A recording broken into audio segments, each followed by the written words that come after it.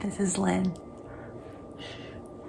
It seems like I can never get Dave to come and join me for these videos. So he's here now. He's in his office. And I'm gonna see if I can trick him into coming because we are due for measurements and for an update from him. Hope you can hear this. Hey, hun, could you come here?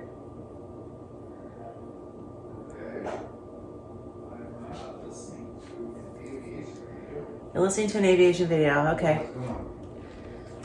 Come here. Okay. Oh. I'm filming. I'm already filming.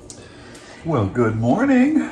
And I have a hard time nailing you down to do these videos, so I figured I'm gonna trick you while the video is already running. Wow. And we're going to get an update from you. On what? On how you're doing, and we're gonna do our measurements because I know I did them a month after starting, but you didn't. So all I have is initial measurements for you from June 3rd. Okay. So I did mine again on July 17th, and I had lost 3.5 inches. Oh, great. But so let's talk about you. Weight, where did you start out at? 228. Okay. And you weighed yourself this morning. Ooh, how much did you weigh this morning? 209.4. 209.4. Awesome. Yeah. So we're just about 20 pounds down. All right. And how are you doing on the carnivore diet? Like, I think pretty good. yeah. Yeah. You have a few more carbs than I do. I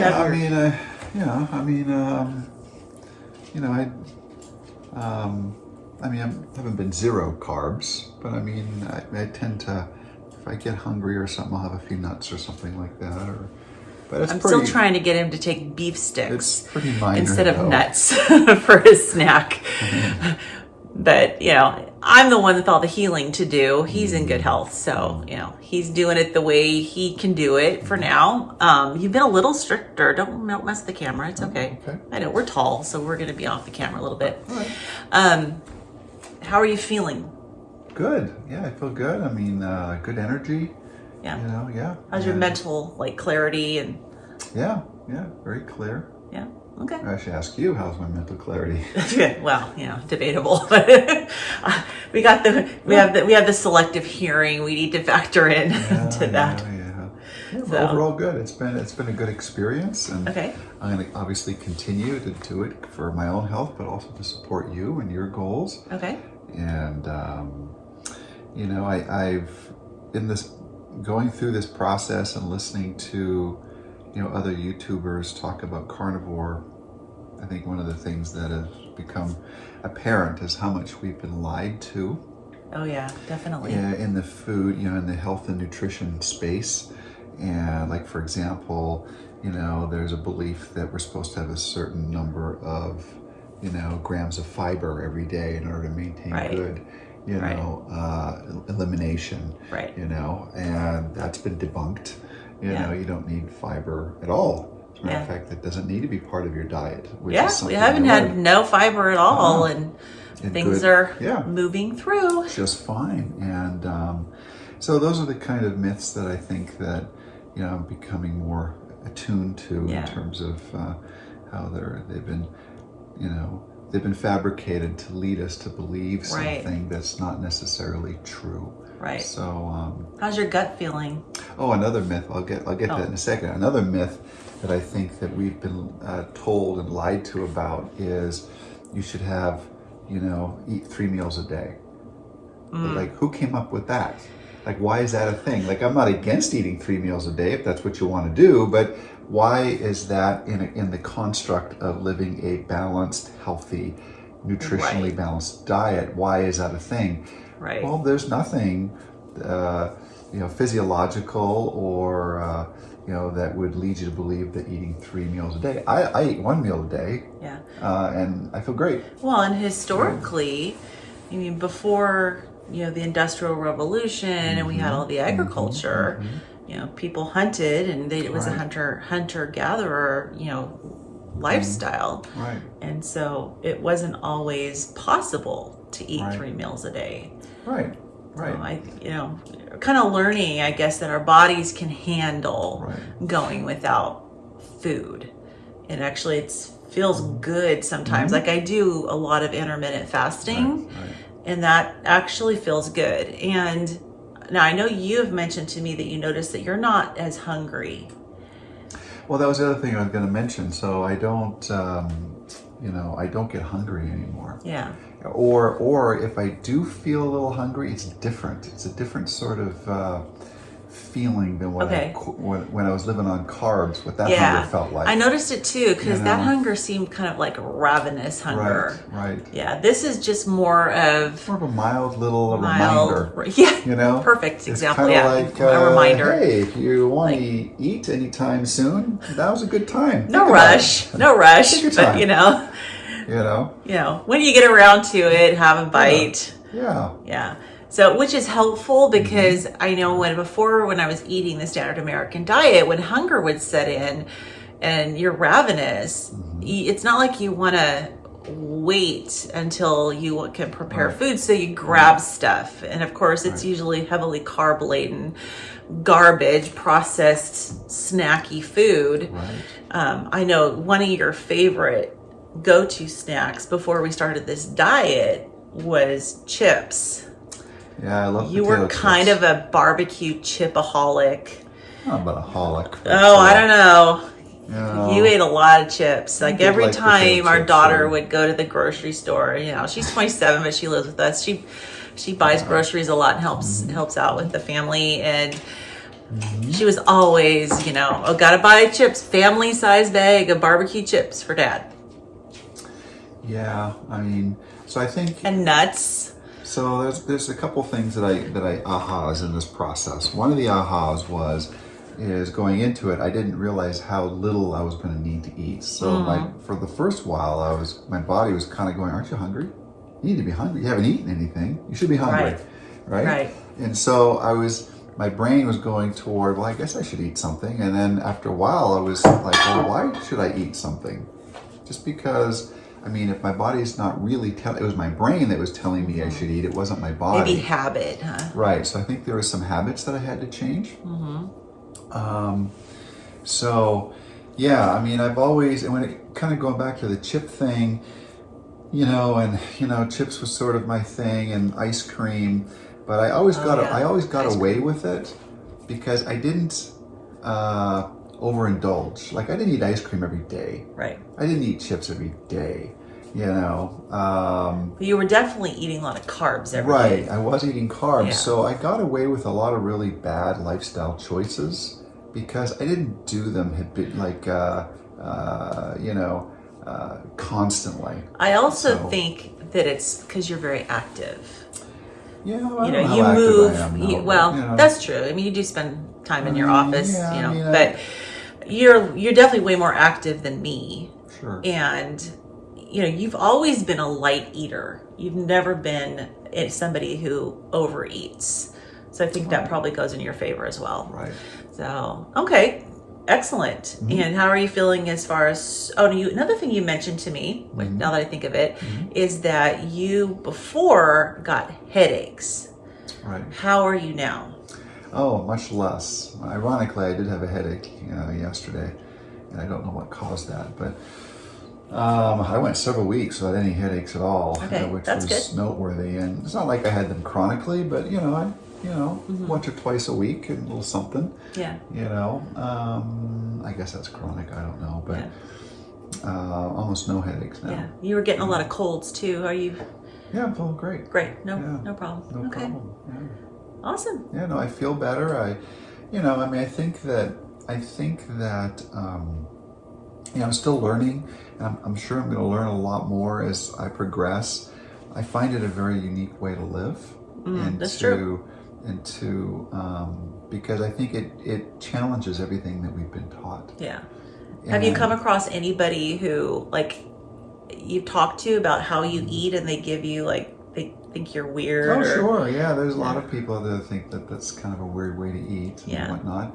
But that just shows you how much we've been lied to and indoctrinated, maybe is a better word, because I don't think every clinician or dietitian or nutritionist out there is, a bad person or is, right. I just think there's a lot of misinformation. Yeah, they're just teaching their patients what they were taught. Right. I mean, none of them are bad people. I mean, I just think that there's bad information out there, and the textbooks are written to support a narrative. Yeah. And for whatever that is, however we got here, we've got a whole healthcare system that whose foundation is to make, lack of a better word, is corrupted. It's not accurate. Right. And so you've got dietitians out there promoting this, food pyramid that's completely fabricated nonsense that has nothing to do with any sort of real nutritional basis for how our bodies need to or is required to live. Yeah. So, well, there's a lot of industry money behind what we've been taught. Right. And unfortunately, when you have industries who are looking at their profits ahead of our health, we're going to be given wrong information. I know that the pharmaceutical companies basically write the textbooks for medical school, nursing school, the agricultural industry has a lot of input into the way we eat. And just recently, and I honestly forget if it was the Cleveland Clinic or one of the other reputable medical clinics that put out some new dietary guidelines and had these sugary cereals as the healthy choice for your breakfast, and bacon and eggs were an unhealthy choice, which is ridiculous. I hope that parents see that and it raises a red flag that something's wrong with this picture, and parents will start to question, and not just accept the fact that, or the fact that sugary cereal is more healthy than bacon and eggs. I hope that the industry is getting so ridiculously extreme that more people are waking up to the lie. Because you can only push it so far with the lies before people start going, wait a minute, that just doesn't make sense. How is highly processed, heavily sugar-laden cereal healthier for my child than natural food, bacon and eggs? So hopefully there's hopefully a positive side to them pushing it to that extreme. And people that are paying attention will raise a red flag in their mind. So you and I are the only ones doing carnivore in our home. Yes. So our daughter lives with us, as you mentioned. And I came home last night, and our daughter came home from camp yesterday. Yeah, she's a children's pastor, and they had a children's 2-night overnight camping trip for the kids. And so, okay, go ahead. So her idea of dinner was a large bowl of sugary cereal. That was her idea of dinner. Oh, that's last what night. she ate. Yeah, and I was watching her eat that. I told her, I said, how much can be carbs and sugar? I think that was a snack. Oh, okay, was it? Okay. Because then she made dinner, and her fiance was over. The funny thing is, and I'm going to tell on them. So I don't think either of them watch my videos, but I'm going to tell on them because they both agreed with each other the other night, because they're both trying to lose weight, that they were going to cut out the starchy carbs. And, I talked to them and then recommended, because they can't go carnivore. They're just not in the mindset to do that. I don't know if they can they're not in the mindset to go keto either. Now, he probably would, but no. But I suggested cutting out the starchy carbs, like the potatoes and the breads and pastas and rice, all that stuff. And so I heard them agree that they would do it. And of course, she always says, I'll try, which basically doesn't really mean a whole lot, to be honest.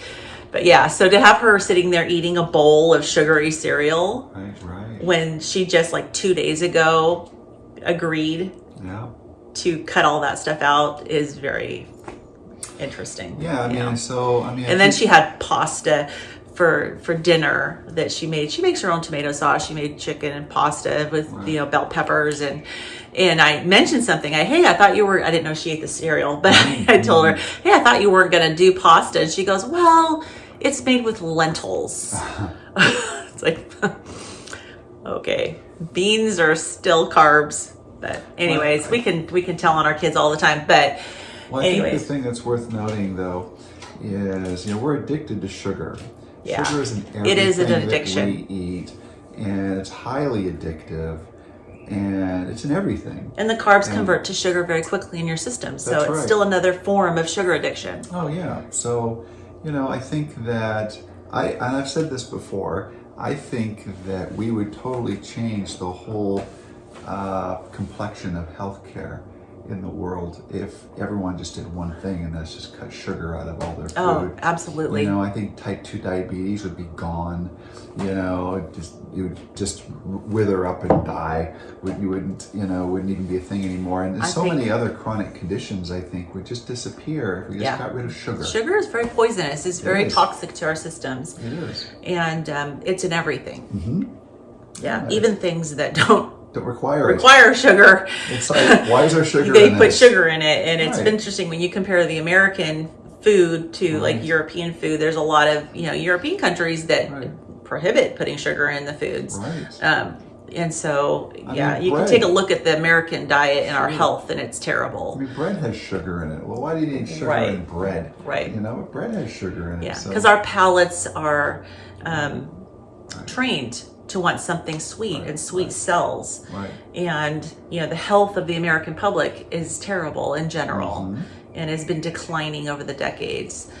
So you always got to look at incentives, right? And we talk about any industry that you look at. If you look at it from a business perspective, right? What's the goal of management of any publicly traded company? It's supposed to be to enhance shareholder value, equity, and what do you do? So how do you accomplish that? You accomplish that by, manufacturing a product or a service as cheaply as you possibly can, or sometimes I like to say, at the level that they will tolerate purchasing it. True. Why? Because you want to create the biggest margin for your industry or your company, so you can enhance shareholder return. And the more addicted people get, the poorer quality they tolerate, as long as you put the sugar in it. That's right. So Post, General Mills, who have they have a vested interest in Kellogg's, absolutely, in promoting their nutritionally void products because they're cheap to manufacture. They're horrible for you. Your GI system does not digest this well. Oh, not at all. Sugar in there to somehow. I was constantly bloated and gassy. Yeah, to tease the palate. I one time heard, I don't know who said this, but they were talking about cereal, and they were complaining about the price of cereal, and they said something like, ounce for ounce, I'm paying more for cereal than I do for steak. Oh, absolutely.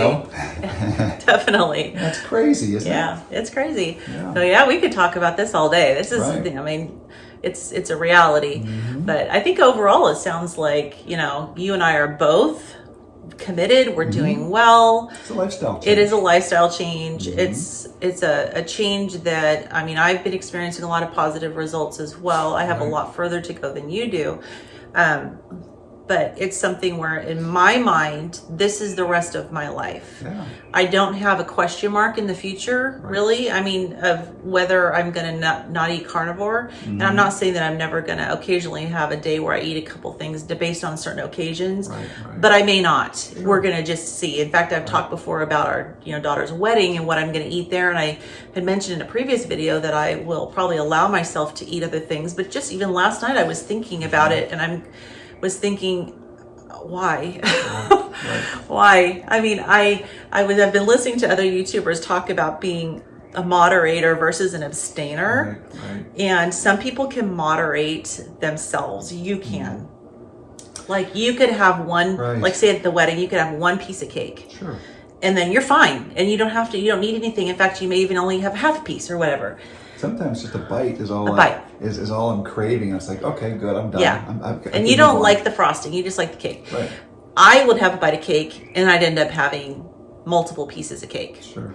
And then the next day, I'd be looking for leftovers. Like, where'd they put that leftover cake? You know, Right. I am an addict. So I'm really rethinking whether I should even touch it at the wedding. And I know the wedding's not till May, but I'm kind of shifting Right. and thinking probably I shouldn't touch it. It's just, I don't want to take that chance. Right. I was listening to an interview with Amy, and I don't know her last name, but she has several interviews out there on the web, on YouTube right now. She's the one who reversed her kidney disease.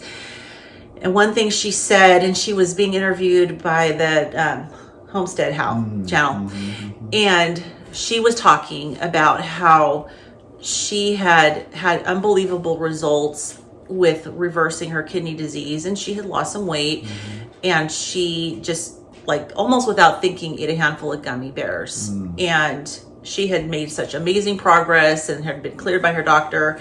And that one act completely put her back where she started, plus an additional 30 pounds. And so I really resonated with that, because that would be me. So, it wouldn't take a handful of gummy bears for me. It would probably take one gummy bear, and I'd be right back. And I've been there before. I've done that in the past. I've lost a bunch of weight, and I've allowed myself one thing, and that created an avalanche. So I just can't do that. I'll say this. I remember recently I told you, I think I made a comment, and I said, I don't know that I want to go all in carnivore. Right. Because I think I said, I'd feel bad if I never eat a Western bacon cheeseburger again, or have a little vanilla ice cream from time to time, and so that was something I said a couple of weeks ago.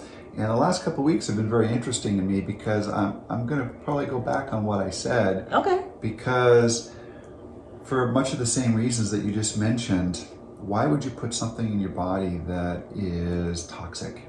Right. And that's the mindset to have, because it's maybe initially pleasing to your palate, but as soon as it passes into your body, you're poisoning yourself. Right. And so as much as, and I think I'm getting to the point, where I'm starting to look at those foods from a different lens and kind of going, you know what? It's not even tasting good to me anymore, because I know what it's doing to me. Right. And I don't want to go backwards. I want to go forwards. Yeah.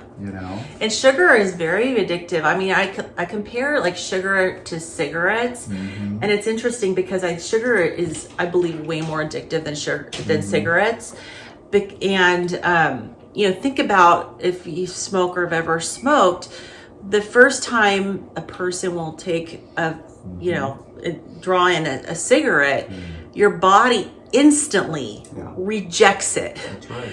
As toxic. Right. You start coughing and gagging, right? Sure.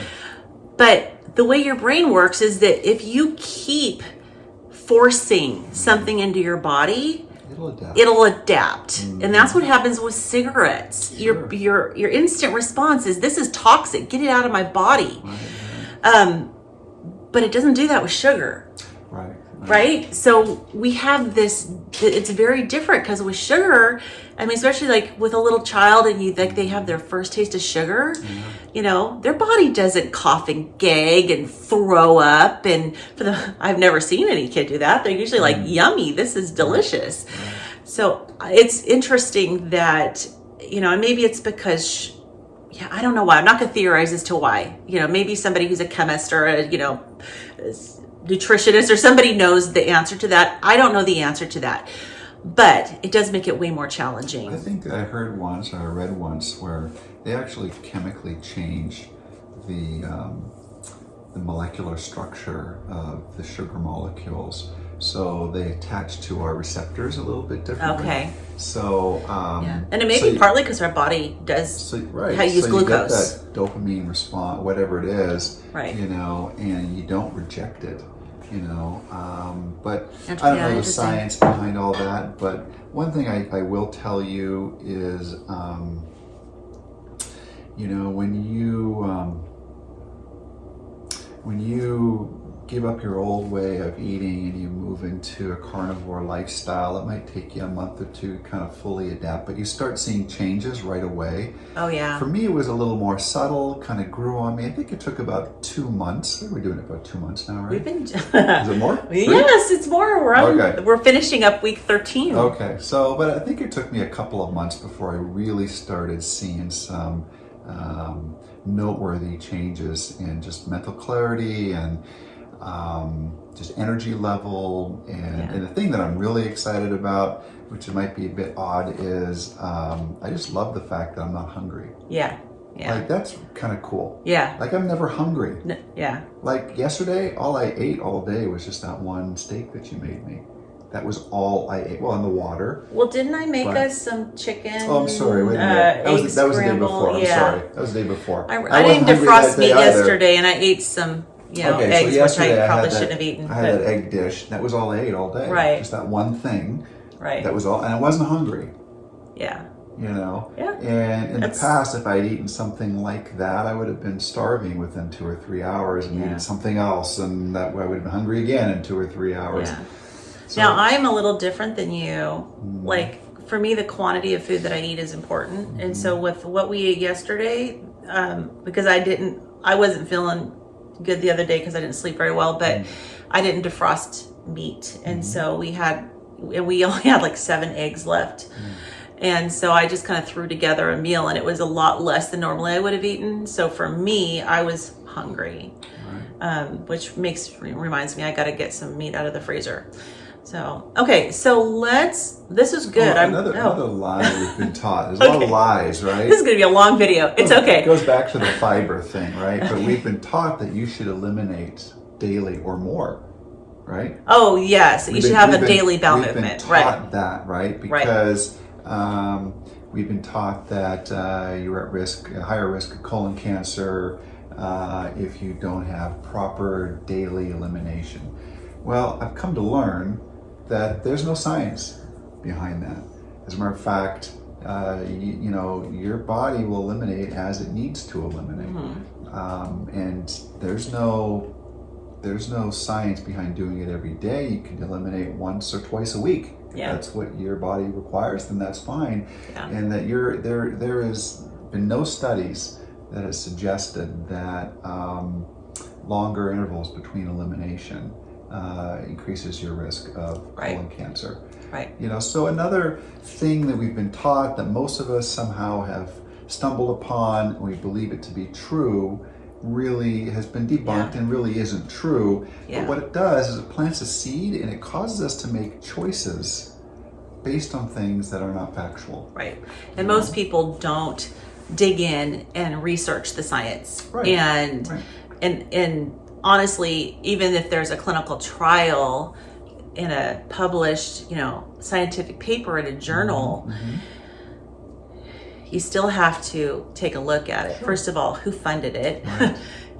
Is it the grain industry? Is it, you got to look and see who funded it, see whether or not it was actually well done. That's right. And we don't see every clinical trial that was done. We have, if there was another clinical trial that showed the exact opposite, that may not get published. That's right. That's so right. Unfortunately, there's a lot of greed behind our healthcare system. Well, it's a lot of misplaced goals and priorities, right? And I'm not saying that necessarily the healthcare providers are greedy. Right. Well, there may be some, but the industry's feeding into it. There's a lot of greed. Right.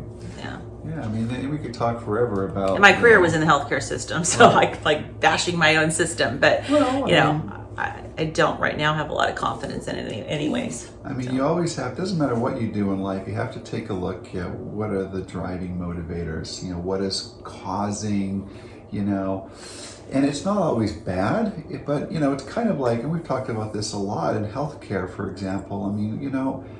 you know, we talk about keeping people healthy. Well, but that doesn't support healthcare, right? No. Healthcare can't keep their doors open with a healthy population. That's it's right. impossible. They'll go out of business. They will go out of business if people are healthy. They need sick people, they need really sick people, and they need a lot of sick people because they've got a lot of overhead. Unless you're an HMO. Right, unless you're an HMO. HMOs are structured so that they like to keep people healthy and out of their hospitals. That benefits them, right? Yeah. So, okay, well, let's wrap up okay. this portion. Thank you so much for sharing everything you shared. Oh. Because we're going to take our measurements. Okay.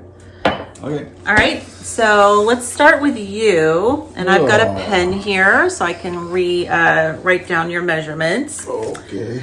All right. So we're going to start with your chest. Okay. Let me make sure I've got the right side. Okay, so let's... So it was a 43 before? Yeah.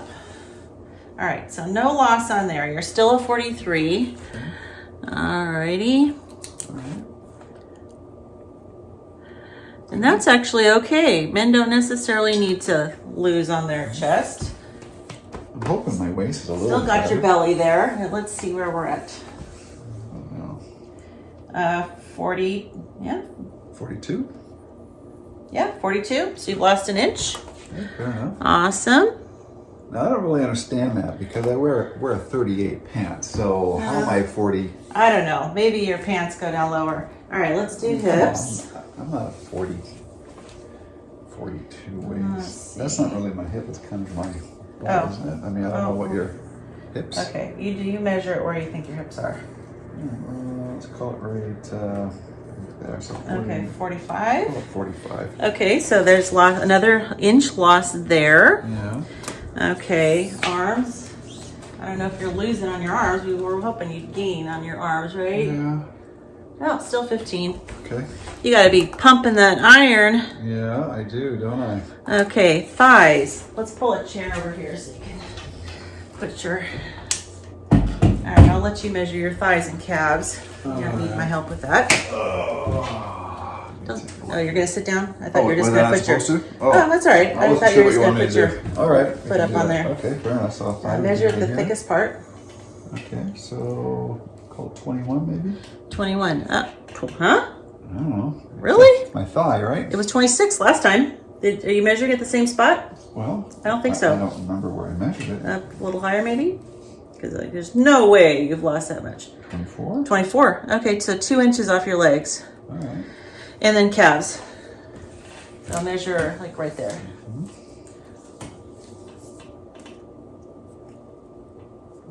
All right. 16. Yes. It stayed the same. 16. Okay. Oh, So you stayed the same. Yeah. Okay, so you've lost 4 inches total. Yeah. All right. So you're losing more on your legs. Uh-huh. You did lose an inch on your waist. That's not bad. Okay. I'll take it. All right, well, let's go ahead and have me measure. Okay, so last time I also kind of stepped back and just did here's me. All right. Still have a long way to go, but here I am. I may go ahead and do like screenshots and do a comparison. There we go. Still got the belly, still got the butt. Yeah, hopefully a little bit less than before. All right. So you want to write down my measurements? Yeah. All right, so what do we got? We got Okay, so so chest. you're gonna do your bust. All right, I got a 53. Oh yeah, you were at 55 before. Okay. And my last, put it right here. Yeah. I'm sorry. But yeah, I started at 55, and then last time I measured, I was at 54, and now it's 53. Okay, so your waist. Okay, my waist also started at 55. 50. Oh yeah, 50. And then it went to 54. I can't see. It looks like, can you move your thumb for a second? It looks like 52 and a half. Ooh, 52 and a half on the waist. Nice. So, okay. Hips. And then hips, I can't see. Okay, I'm seeing, where's the, that's 62 and a half. Okay, where did I start out at? Hips, 65. 5. Oh, really? So I've lost another 1.5 inches. So I started at 65 on my hips. Last time I measured it was a 64. Now I'm at 62.5. Yeah, so arms. Woohoo! Arms. Oh, you're gonna have to help me with the arms. All right. So what did you do? Right about here? I think Just like on it. yeah, right about there. So I've got, looks like 17. I think you had 18.5 before. Okay. So where did I start? Did I start out at 18.5? You started at 19. I started at 19 and now I'm at 17? 17. Nice. And thighs. Okay, thighs. Let's see. Measure All right, so 33. 33. Okay, you're at 34 last time. Okay, so I've lost 1 inch. Now, last time I weighed in July, I hadn't lost anything at all in my legs. So now I've actually finally lost 1 inch in my thighs. So that's progress. Yay. Like it. And then calves. That's okay. No. Oh, you want me to pull this up? Yeah, just a little Okay. All right, and calves. About 20.5 or 20 and a quarter. 20 and a quarter, you're at 21 before. Okay, so I lost about 3/4 of an inch on my calves. So let's see. So from the beginning, let me see. Let's see if we calculate this. So that's 2 inches from here to here. Yeah. You do the math. You're better at that than I am. Okay, so you lost 2 inches on your chest. Okay. Looks like you lost 2.5 inches on your waist. You lost That's 4.5. 2.5 inches on your hips. You lost 2 Okay, inches. so that's 5, 6, 7. All right. You lost 2 inches on your arms. Okay, 9. You lost 1 inch on your thighs. 10. And you lost 3/4 of an inch on your calves. So total of 10 3/4 inches lost. Nice. And we are on week 13. That's not bad. First measurement was June 3rd. So I measured a little bit later than when we started because we started on May 31st. Right. But almost 11 inches lost. Yay! And weight, you're down about 30 pounds, right? So I've lost about 32 pounds of fat as of my last weigh-in. You have whipped cream on your glasses. Oh. Okay, so this video has been long enough. No sugar on the whipped cream. No sugar. We have obviously had some great results, and we're still doing this together. So I'm really glad that my husband was able to join me today. And is there any last words you want to say? You have to keep it brief, under 30 seconds. Oh, just keep pressing on. If you don't see results every single week, just keep going forward. You're going to feel great. I think it's the way we're supposed to be eating and living our life. So, absolutely. Okay. Yeah. All right. So that's it for us today. Cool. All right. See you. Have a wonderful day.